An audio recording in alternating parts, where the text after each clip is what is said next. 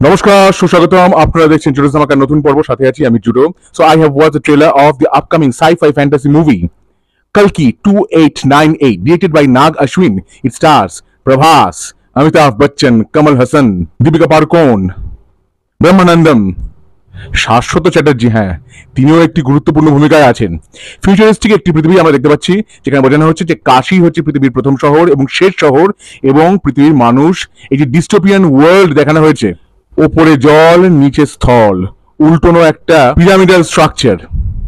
বোঝা যাচ্ছে যে একটি সংগঠন আছে, তাদের কাজ, তারা বলছে যে গড ইজ ওয়ান, এবং শাশ্বত চট্টোপাধ্যায় সেই সংগঠনের একজন গুরুত্বপূর্ণ মুখ।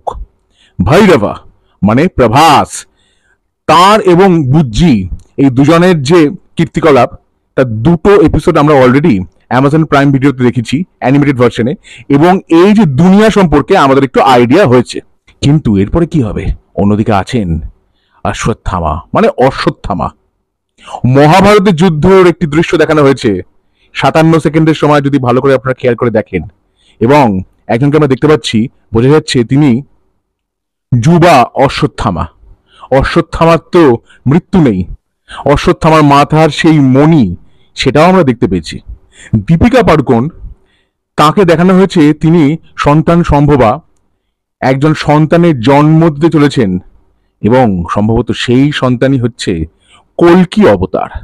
কল্কি অবতার আমরা জানি পুরাণ অনুসারে, ভারতীয় পুরাণ অনুসারে বিষ্ণুর যে দশম অবতার কল্কি অবতার, তার আবির্ভাব এখনো ঘটেনি। নানাভাবে তার ব্যাখ্যা আছে, এই নিয়ে অনেক কাহিনীও হয়েছে, ইত্যাদি হয়েছে।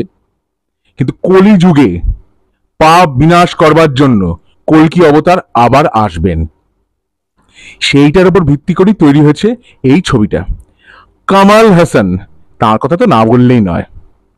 শেষে খালি তার একটি মুখ, একটু সংলাপ শোনা যাচ্ছে।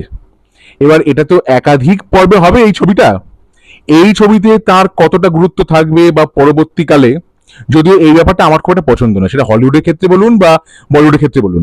একটা ছবি দেখতে যাব, 2 ঘন্টা 3 ঘন্টার মধ্যে খতম করে দাও, আমি দেখে বেরিয়ে আসবো, তা নয়। 2 বছর 3 বছর অপেক্ষা করে আরেকটি পার্ট আসবে।